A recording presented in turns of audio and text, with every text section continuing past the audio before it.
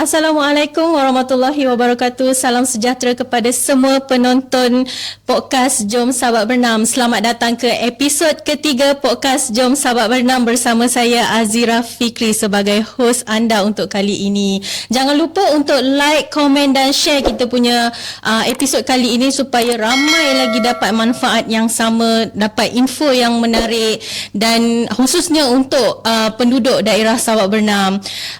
Seperti biasa, podcast Jom Sahabat Bernam akan mengupas topik-topik yang hangat yang lebih bermanfaat kepada seluruh penduduk daerah Sahabat Bernam. Sebelum kita mulakan episod kali ini, kita kena tahu apa tajuk, apa topik yang kita akan bawa kali ini. Topik kita adalah bangunan. Topik kali ini adalah bangunan, pasal bangunan. Bangunan anda selamat ke tak selamat? Inilah masanya kita nak kupas tentang bangunan. Dengan itu, panel jemputan kita pada hari ini, pada kali ini sangat istimewa. Kita bawa dari Majlis Daerah Sahabat Bernam iaitu Puan Nur Azira binti Abdul Rani dari Jabatan Kawalan Bangunan Majlis Daerah Sahabat Bernam. Assalamualaikum Puan, sihat? Thank you Zira jemput hari Terima kasih juga Puan kerana sudi meluangkan masa untuk sesi podcast kita pada petang ni. Episod kali ni rasa macam special sikit kot sebab Azira bertemu dengan Azira, betul tak? Zira on 2. Macam 2.0 lah. Gitu. Takut nanti menekan-nekan. Ya. Betul-betul. Okey Puan, sebelum kita teruskan kita punya topik, boleh tak Puan kenalkan diri serba sedikit secara ringkasnya? Boleh. Assalamualaikum, selamat sejahtera. Saya Nur Azira binti Abdul Rani, Pengarah Jabatan Kawalan Bangunan Majlis Daerah Sahabat Bernam selaku arkitek Majlis Daerah Sahabat Bernam. Alhamdulillah, berpengalaman lebih daripada 15 tahun dalam bidang seni bina, dan juga sebelum di Majlis Daerah Sahabat Bernam, saya sendiri telah bekerja sebagai seorang arkitek lah di salah satu syarikat swasta, dan juga rezeki pulang ke kampung sendiri untuk berbakti kepada tempat sendirilah, kampung sendiri, dan sehingga sekarang lah Zira. Itu sahaja. Terima kasih Puan atas perkongsian tu. Okey, sebelum kita masuk ke topik kita, boleh tak Puan ceritakan secara asasnya lah yang kita nak tahukan, apa itu sebenarnya bangunan selamat? Boleh tak Puan terangkan? Boleh. Kalau kita cerita pasal bangunan ni Zira, bangunan selamat lah, skop tu besar. Jadi untuk kita cakap nak educate orang, bangunan kita, rumah kita yang kita duduk ni selamat ke tidak kan? Jadi apa yang saya boleh kongsikan secara on papernya lah, apa-apa bangunan yang kita duduki mesti dimohon di pihak berkuasa tempatan. Tak kisahlah kalau duduk kat Kelang lah. Kalau di Sahabat Bernam. Bukan apa, sebab kalau kita ada permohonan dan kelulusan pembinaan, dekat situ dia merangkumi semua jenis agensi teknikal. Dia akan ada kelulusan daripada Jabatan Bomba. Jabatan Bomba akan bagi tahu, okey, bangunan selamat. Jika berlaku kecemasan, kebakaran, kita nak lari dari pintu sini, daripada hujung bilik ke pintu sana, selamat ke tidak? Sempat ke tidak kita berlari kan? Dan juga banyak skop-skop teknikal yang sebenarnya kita sendiri tak tahu. Tapi bila kita bekerjasama dengan orang, terutamanya lah orang awam yang ingin membuat, kita panggil paling simple lah, nak buat rumah. Kat situ pun kita dah tahu longkang besar mana. Kalau hujan lebat lebih daripada 3 hari, kita punya longkang sapuk ke tidak? Lebih daripada tu tak selamat dah. Maksudnya selamat tu sangat general lah. Tapi di tempat kita panggil rumah kalau berlaku kebakaran, kita sempat lari. Bukan rumah tu tak terbakar. Tapi kita sempat lari. Sempat kita capai, sempat kita keluar rumah. Bumbung yang kita pakai, struktur yang kita pakai ni kukuh ke tidak? Cukup ke tidak? Itu secara general lah Zira. Saya ceritakan pasal bangunan yang selamat ni. Maknanya bangunan ni setiap apa, kalau kita nak buat ubah suai lah, misalkan katalah kan, ubah suai lah. Kita nak buat ubah suai ni, kita perlukan permit lah ya Puan? Betul. Ada juga kategori-kategori yang kita nak buat kecil-kecil lah kan. Kita cakap takkan ini pun nak mohon dekat PBT kan. Tapi kita panggil paling simple lah. Saya nak pasang awning kat rumah. Puan, boleh ke? Rumah Puan kat mana? Taman perumahan. Bila kita sebut pasal taman perumahan ni, kita kena ada concern daripada jiran-jiran kita. Bukan kita cakap itu memang hak kita, rumah kita beli kan. Tapi kita nak buat awning. Kita pasang awning, air jatuh kat rumah jiran. Alamak. Tak berlumut dapat kiri betul. kanan kan. So kat situ kena ada concern. Yang utamanya adalah bila kita dapat concern daripada jiran-jiran kita ni, itu akan memberikan kita punya impact sosial yang lebih tinggi. Di mana apa-apa dari segi kita punya komunikasi, kita punya ubah suai tu cantik je, smooth je. Dan juga apa-apa berlaku di tapak lah, sekiranya berlaku apa-apa yang kita tak ingini. So orang-orang sekeliling kita yang buat aduan ni, dia tahu kita nak refer siapa. Kena refer majlis ni. Dia kata, refer BBT ni ada kelulusan ke tidak. Sepatutnya pembinaan perlu sampai pukul 5 je. Ini kenapa dah pukul 6, pukul 7. Kita nak sembahyang maghrib lah untuk yang Muslim kan. Malam masih ada drilling lagi. Itu adalah concern-concern yang pihak BBT akan semak lah. Betul ke diikut peraturan. Macam itulah lebih kurang. Gitu. Ubah suai ni pun ada jenis-jenis dia ke tak? Ubah suai ni Sama ada dia ada skala besar ke, skala kecil ke? banyak sebenarnya. Kita nak kategorikan tu pelbagai lah. Tapi saya ringkaskan lah. Untuk kita sebagai orang awam lah, layman lah, kita nak mahamkan ubah suai ni apa je jenis yang kita nak buat, yang kita kena mohon sebenarnya. Antara permohonan-permohonan yang kita boleh minta kelulusan lah di majlis untuk kita ubah suai. Satunya adalah kita beli taman perumahan. Okey, belakang ada jarak lagi. Berapa kaki kan? Kat situ kita boleh mohon, kita buat extension kat belakang-belakang. Dapur kecil sangat lah puan, pemaju bagi saya nak extend lagi lah puan, boleh ke? Tak ada masalah. Tapi kita di pihak PBT pun ada garis panduan dia. Boleh tak ada lorong belakang tak puan? Tak ada. Jadi kita kena tinggal anjakan. Kenapa perlu ada anjakan? Sekiranya berlaku kecemasan, kebakaran, jentera-jentera boleh lalu ke tidak. Kalau extend sampai habis, bukan di luar hak milik kita, itu dah jadi satu kes yang berbeza dah.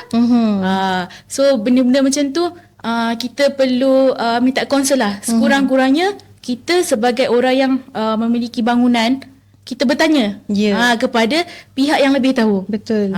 Kita tanya, puan saya nak buat ni, puan saya nak pasang aircon kat rumah, kena mohon PBT ke? Tak perlu. Apa-apa ubah suai, kita panggil lah, nak mengecat, nak pasang aircon, saya nak ganti pintu lah puan, pasang siap je. Boleh, selagi tak ada kita pecah dinding ke, itu boleh buat terus. Puan saya nak pasang tabletop dalam rumah, saya beli rumah dekat Taman Air Manis.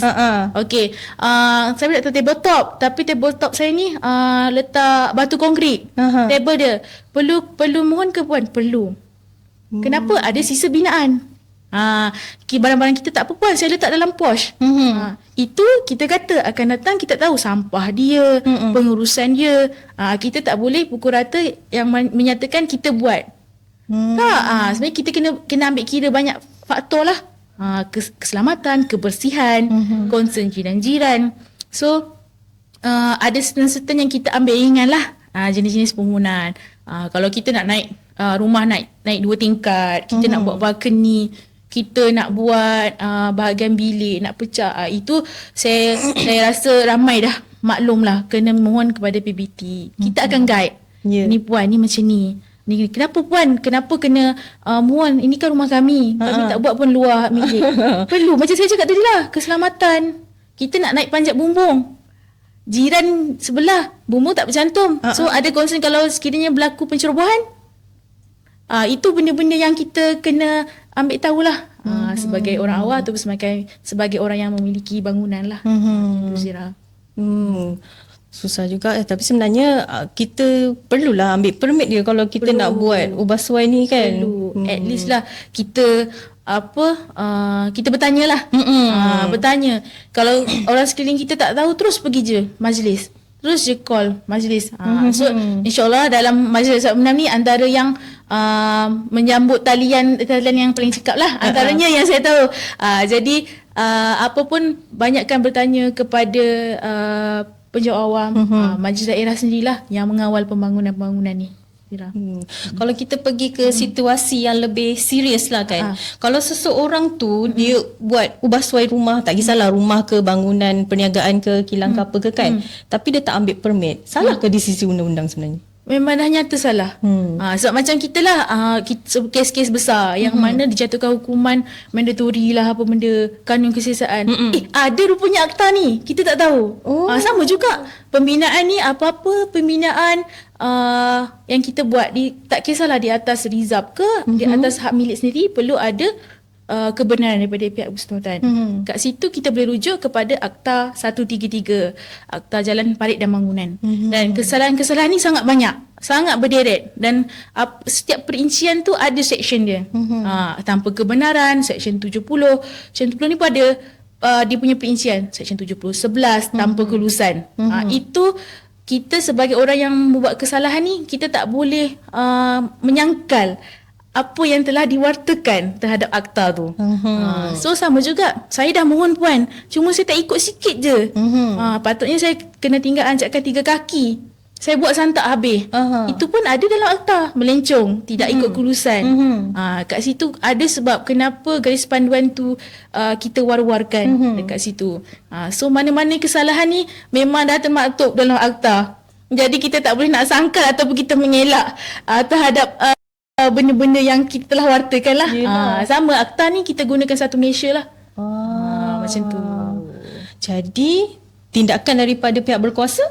Okey, antara tindakan yang pihak PBT boleh ambil lah, antaranya kita mengeluarkan compound kesalahan. Ada kesalahan-kesalahan kecil yang tidak sampai mengganggu ataupun mengubah struktur keseluruhan. Kita hanya mengeluarkan compound sahajalah sebagai tanda pengajaran untuk kepada orang sekeliling ataupun pemilik sendiri, untuk buatkan untuk mengubah sesuatu atau membuat sesuatu baharu bangunan, perlu mengumpulkan permohonan.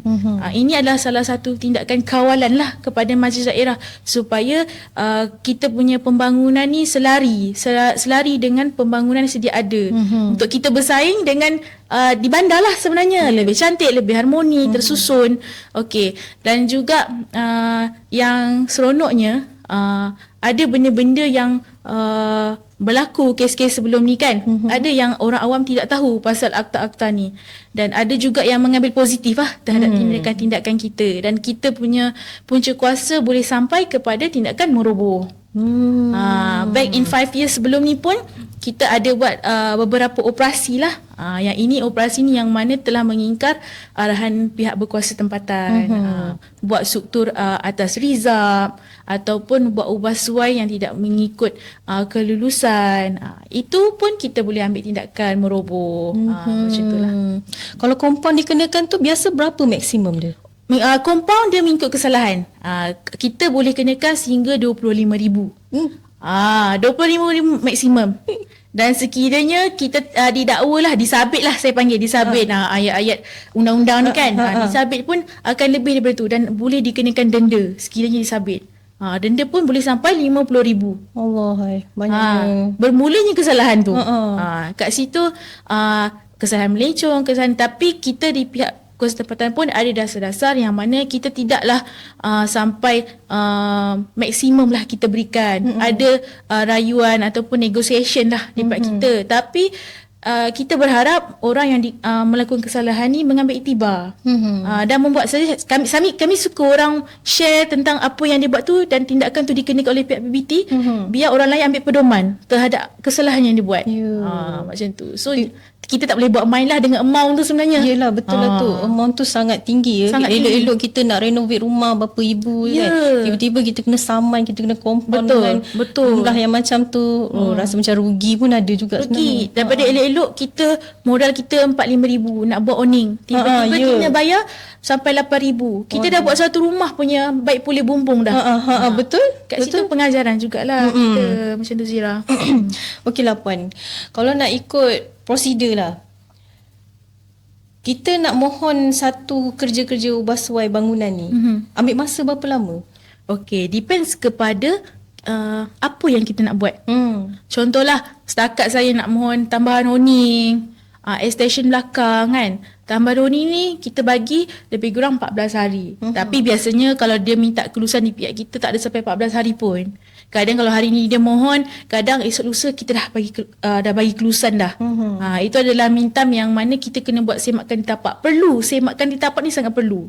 Bukan kita ada pros and cons ni sebenarnya bila kita ada atas alian dengan manual lah di kaunter. Kat situ kita boleh tengok dia buat kesalahan di tapak.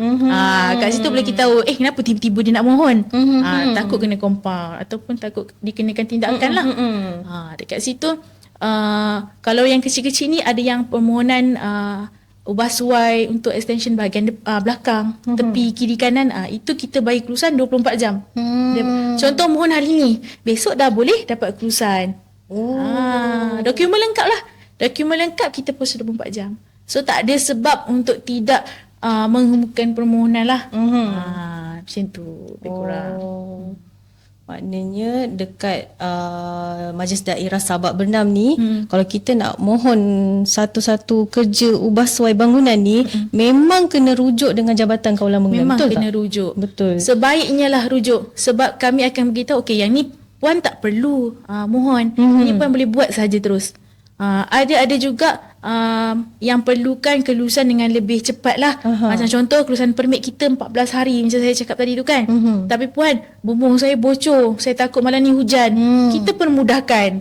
Tapi dengan syarat communicate dengan kita dengan baik supaya kita faham situasi tu lah. Supaya orang pun tak keliru. Orang tak keliru sebenarnya. Betul-betul. Permohonan-permohonan ni memang setiap PBT ni berbeza. Sebab apa berbeza? Kita di Sabak Bernam.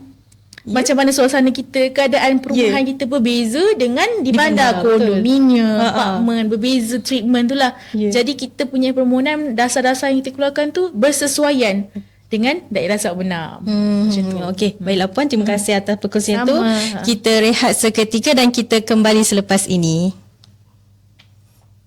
Bayar cukai dengan cara lama. Kami hendak bertanya, adakah anda mengalami kejadian seperti berikut? Sijil lahir, keputusan SPM, bil cukai pintu. Semua dokumen penting habis terbakar. Pening kepala, kertas cukai pintu dah terkoyak. Macam mana nak bayar cukai pintu ni? Apakah kaedah penyelesaiannya? Kita gunakan sistem e-bayar MDSB, lebih mudah dan pantas. Untuk pertanyaan, boleh hubungi MDSB. Kenapa nak melancong tempat yang jauh? Di Sabak Bernam pun boleh minum kopi sambil menikmati cantiknya sawah padi. Jom ke Sabak Bernam bersama kawan-kawan. Boleh lihat padi menghijau dan merasa suasana kampung. Hai, bertemu kembali dalam podcast Jom Sabak Bernam. Semakin hangat ya kita nak kupas kali ni. Okey puan, saya nak tanyalah. Baru-baru ni lah, tak adalah baru-baru ni. Saya pernah lah tengok ada satu video viral. Jabatan Kawalan Bangunan membuat satu tindakan terhadap rumah ibadat. Bukan rumah ibadat, adalah macam toko-toko kecil. Pondok sembah. Pondok sembah, yes. Yang itu puan, sebenarnya legal atau tak legal sebenarnya? Kalau sebenarnya lah nak diceritakan kan, kita punya operasi-operasi ni kalau sehingga kepada tindakan perobohan adalah kita panggil illegal lah. Maknanya tanpa kebenaran. Dan juga operasi-operasi ni sebenarnya terutamanya lah RIBI ni, Rumah Ibadat Bukan Islam ni, sudah lama kita buat tindakan-tindakan perkuasaan. Dah lama dah. Cuma daripada start inventory tu dan once kita bagi ke media lah untuk pelaporan-pelaporan tindakan tu, dia terus hit lah. Dia punya dekat TikTok tu kan. Jadi itu adalah salah satu kita punya anjakan lah kepada tim-tim ataupun pihak-pihak berkuasa tempatan yang lain. Betapa banyaknya rumah ibadat bukan Islam ni lah. Paling banyak sekali sebenarnya pondok-pondok sembah yang kecil-kecil ni. Yang mana didirikan di atas tanah kerajaan ataupun rizab lah. Kita panggil. Kebanyakan benda tu berlaku di atas tanah kerajaan. Dan sebenarnya bukan kita tak bagi pun diorang dirikan benda-benda macam ni. Boleh, tapi satu dengan kelulusan. Satu lagi di kawasan hak milik sendiri. Bila dirikan di kawasan hak milik sendiri, mohon permohonan, kat situ tak ada masalah untuk pihak rumah ibadat bukan Islam ni untuk dirikan. Dan kita adalah negara yang menghormati agama-agama selain daripada agama Islam lah. Dia punya prosedur tu masih sama. Untuk buat masjid, untuk buat tokong, prosedur sama. Dan juga rekod di Sabak Benam pun kita ada beberapa rumah ibadat yang masuk permohonan di tempat kita dan kita luruskan, tak ada masalah. Cuma mana-mana pondok sembah yang kecil-kecil ni yang membuatkan kacau ganggu, menghalang laluan, untuk pihak berkesusahan ni nak buat penyelenggaraan, dan kita buat pembersihan. Kat situ pun akan menjadikan satu kita punya pandangan yang tidak baik lah. Bukan di atas disebabkan itu adalah pondok sembah, tapi disebabkan halangan terhadap sesuatu tindakan ataupun pekerjaan lah untuk kita buat penyelenggaraan. Macam itulah. Maknanya yang dalam video tu semuanya di atas tanah rizab lah ya Puan? Betul, di atas zon penampan Majlis Zahid Sabak Benam.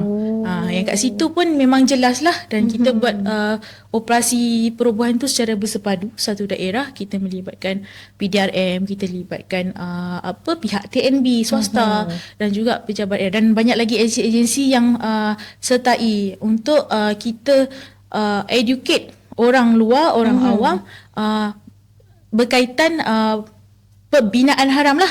Binaan haram yang tidak ada kelulusan di tempat kita lah, di pihak PBT. Kat situ saya rasa memegang impak yang sangat baik kepada daerah-daerah lain.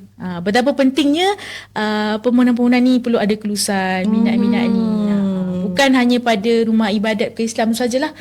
General lah. General, betul. Info tu sangat menarik. Saya rasa semua orang kena tahu benda macam ni kan. Okey, kita beralihlah kepada sektor yang lain lah. Boleh. Ada satu, sekarang ni daerah Sabak Benam tengah rancak dengan sektor pelancongan. Betul tak Puan? Betul. Dekat tanah sawah padi kita ni sekarang, pengusaha-pengusaha padi ni pun dah tak tengah rancak lah nak buat sektor pelancongan ni. Jadi diorang membuat homestay, buat resort. Kan? Betul tak Puan? Untuk homestay ni, perlu ke masuk permohonan dekat permohonan dari segi untuk mendirikan bangunan tu dekat majlis sebenarnya? Okey, kalau kita nak, saya senangnya Zira, kita nak buat owning kat rumah pun kita kena mohon. Kita nak ubah suai toilet pun kita mohon. Apatah lagi kita nak buat homestay yang orang duduk dekat premis kita. Dan itu adalah satu aktiviti perniagaan, saya panggil. Bila melibatkan aktiviti perniagaan, kita kena tahu apa concern terhadap bangunan tu. Kita kena tahu dari segi keselamatan, sesuai ke tidak orang awam duduk, atau sesuai ke tidak jalan masuk dia. Kat situ yang mana Majlis Zahid Sabak Benam letak ke depan kita punya inisiatif untuk highlight pemutihan inap-inap desa ni.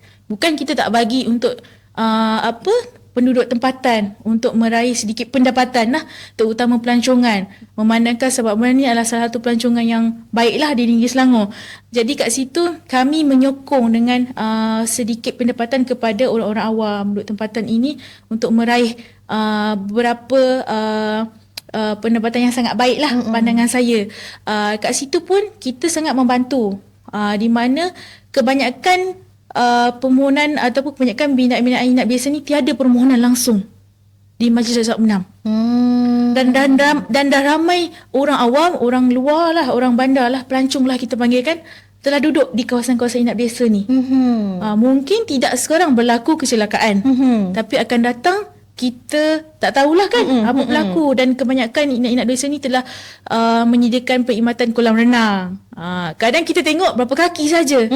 Berapa kaki saja tu pula budak boleh lemas. Ya, betul. Kat situlah kita kena ada concern kawalan kepada pembangunan inap desa. Dan juga suka saya nak warakanlah untuk pemutihan inap desa ni di Sabak Benam ni, kita ada bagi inisiatif kepada pemohon-pemohon inap desa di bawah kategori bangunan sementara lah, khususlah pada hari ini, yang mana sekiranya dia mohon kepada Majlis Zahid Sabak Benam, kita akan bagi pengurangan denda 5 kali ganda. Kalau tidak sebelum ni di bawah akta 10 kali ganda. 10 ganda proses fee. Contohlah keluasan bangunan dia RM500. Setiap tahun dia perlu bayar RM500. Kenapa dikenakan charge bangunan sementara ni? Disebabkan dia buat aktiviti selain daripada syarat nyata tanah dia. Syarat nyata tanah dia apa? Padi. Sepatutnya dia buat aktiviti padi.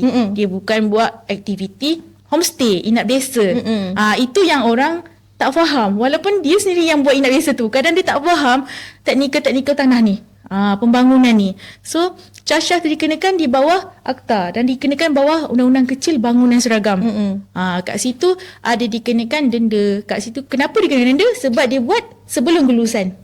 Kalau dia buat ikut prosedur, bangunan belum didirikan, dia ikut permohonan, tak ada kena denda lah. Dekat situ. Tapi kita tak cakap okey, dah buat ni roboh lah. Tak. Kita pun bantu masyarakat lah, yang mana masyarakat join dengan kita buat pemutihan. Siapa-siapa yang nak desa, dan kita bagi sedikit inisiatif lah, pengurangan 5 kali ganda. Itu pun dah sangat membantu. Dan tiada charge perkhidmatan MDSB. Contohlah charge perkhidmatan yang kita kenakan ikut keluasan, contoh dia kena RM200. So zero charge perkhidmatan. Kalau dia masuk permohonan terus-terus, dia akan kenakan charge perkhidmatan. So kat sini kita nak membantu sebenarnya. So kami berharaplah pihak pengusaha-pengusaha inap desa ni datang kepada kami guide macam cara permohonan, dan kita bagi inisiatif ni yang orang di daerah lain tak dapat. Dan ini boleh, dan kita telah luluskan lah. Seronok sebenarnya bila ada pembangunan inap desa yang ada kelulusan. Dan kita pihak PPT sendiri akan mewawarakan kita punya tempat-tempat inap desa kepada orang luar. Macam tadi Zira. Ada tak Puan pernah jumpa orang pengusaha homestay ni lah, ni tanah aku, sekali aku nak buat apa? Itu memang banyak. Dia kata ini tanah saya. Apa saya nak mohon? Saya tak kacau orang pun. Banyak lagi lebihan tanah saya. Ada. Tapi bila dia cakap macam tu, nak dijadikan cerita lah. Dalam tahun yang sama juga berlaku kebakaran. Saya tak cerita lah, berlaku kebakaran, dan juga ada satu kes tu berlaku lemas. Oh, pernah? Kanak-kanak lemas. Oh ya. Dekat situ rupanya kita semak ada certain kelulusan teknikal yang tak ada. Kemudian merancang tak ada, kelulusan bangunan tak ada. Dan itu inap desa ni telah establish lah, orang dah tahu. Dah 10 tahun dah didirikan tapi tiada kelulusan. Dan mungkin dari situ pengurangan dari segi faktor kawalan penggunaan kolam renang, lemas. Dan ini adalah yang lemas tu pula ada pengunjung, pelancong yang datang. Itu salah satu yang mana kita antara agensi yang diminta untuk memberikan input lah. Kenapa tak ada kelulusan? Kenapa tak buat semakan? Kat situ pentinglah, terutamanya yang melibatkan orang awam. Bila-bila aktiviti perniagaan ni kami sangat concern lah berkaitan macam tu, lebih kurang. Sebenarnya kalau kita nak buat homestay ni ya tuan-tuan, kita kena fikir orang luar. Jangan fikir diri kita je. Rasa macam kalau kita fikir diri kita, kita rasa nak untung kita je, tapi nanti backside kita macam-macam yang kita akan dapat. Kan? Betul. Sebab dekat kita fikir untung. Ya betul. Nak pulangan. Tapi orang yang datang ni kadang dia nak ketenangan. Dia mungkin dah lama bekerja, tapi datang-datang ditimpa musibah pula yang kita tak jangka. So kat situ at least lah kita ambil langkah-langkah terhadap keselamatan ni, kita utamakan lah. Ini ada satu perkara lah, saya rasa semua orang nak tahu berapa kos yang diperlukan. Contoh kita hantar permohonan, apa-apa permohonan lah berkaitan dengan bangunan dekat Majlis Daerah. Permohonan di Majlis Daerah Bernam ni kita berdasarkan khususlah bangunan, berdasarkan keluasan bangunan. Semakin besar bangunan tu, semakin tinggi lah pemaju atau pemilik bangunan mengeluarkan kos. Dan semua rujukan keluasan bangunan ni dan berapa kiraan dia ada dalam Undang-Undang Kecil Bangunan Seragam Selangor. 9 meter per square feet dikenakan sebanyak RM14. Kita boleh kira dah lah.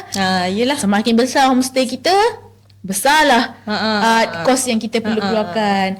Dan juga kos-kos ni tidak termasuk dengan kos kita melantik arkitek pihak perunding.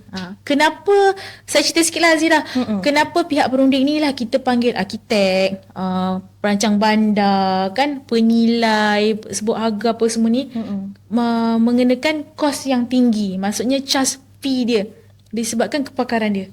Kita tak ada kepakaran. Macam mana besar yang ni berapa ya? Kita tak ada kepakaran, kita tak tahu.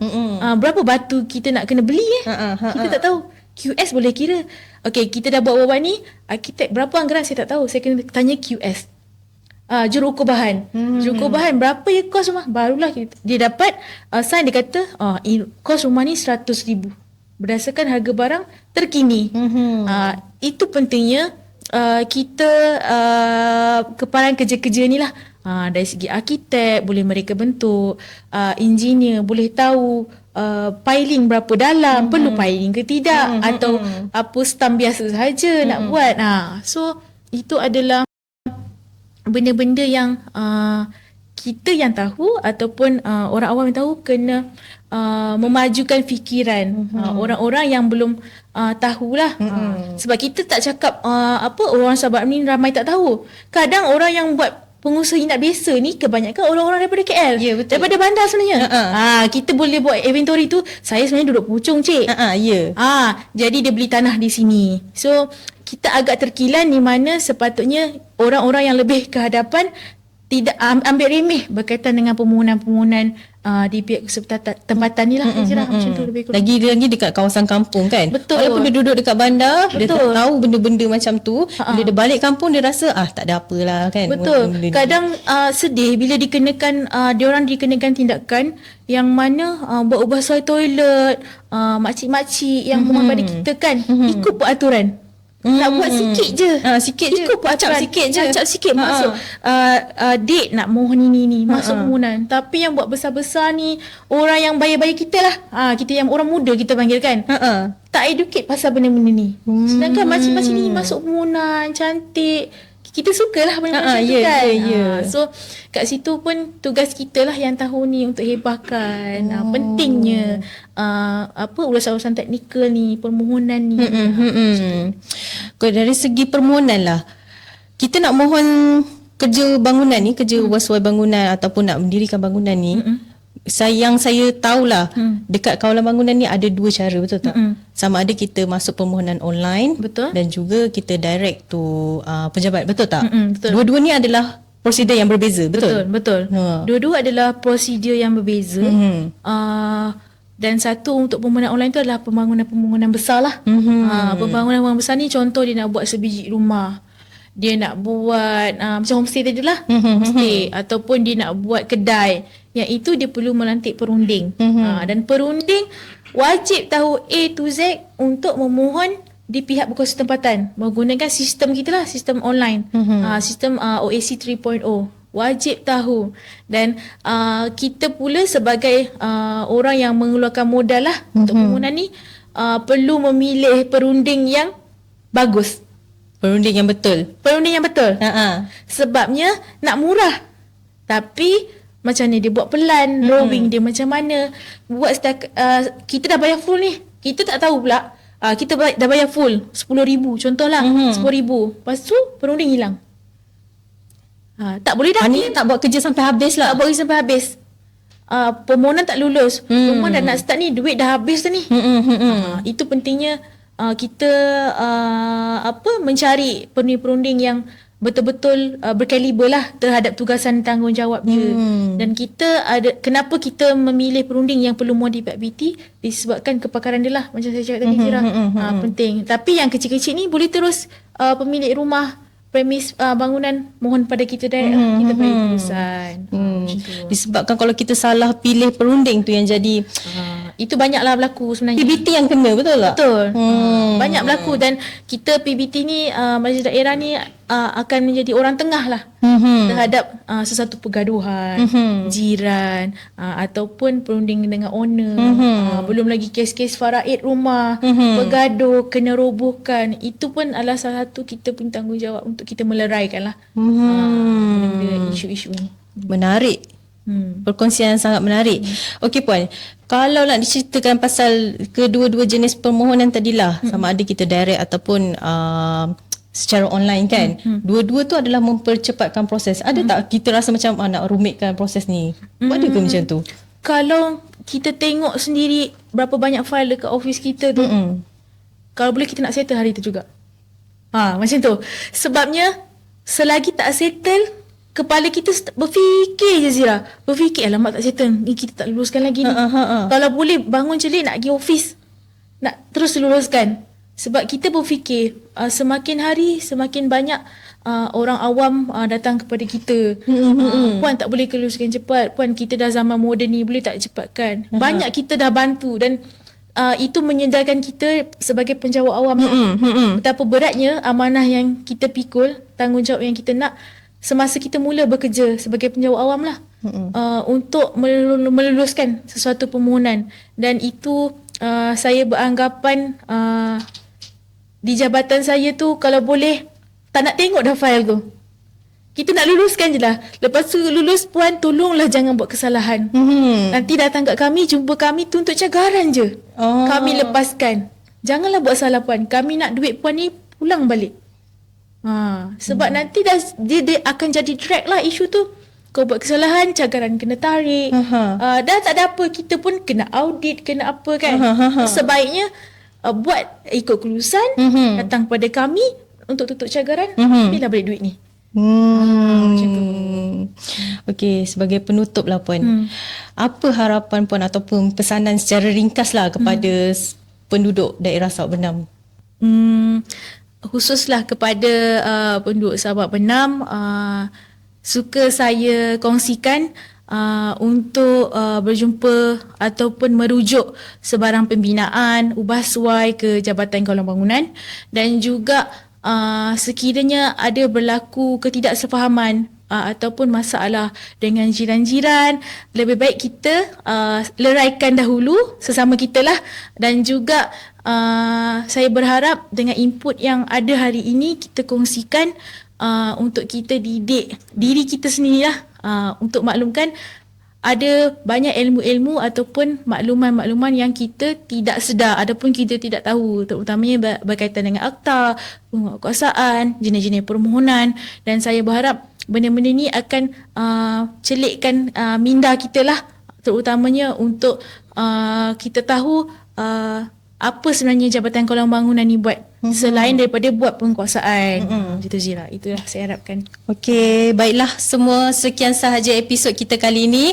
Terima kasih Puan Nur Azira atas perkongsian yang sangat jelas dan bermanfaat. Semoga segala perkongsian yang kita kupaskan hari ini dapat manfaat kepada semua orang dan semua dapat iktibar dan kesedaran lah dalam mendirikan bangunan ataupun kita ubah suai bangunan lah ya.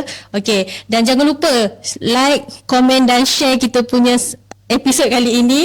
Subscribe pun jangan lupa sebab kita ada episod yang akan datang, so anda tidak terlepas daripada episod itu. Okey, saya Azira Fikri, sekian saja. Assalamualaikum dan jumpa lagi.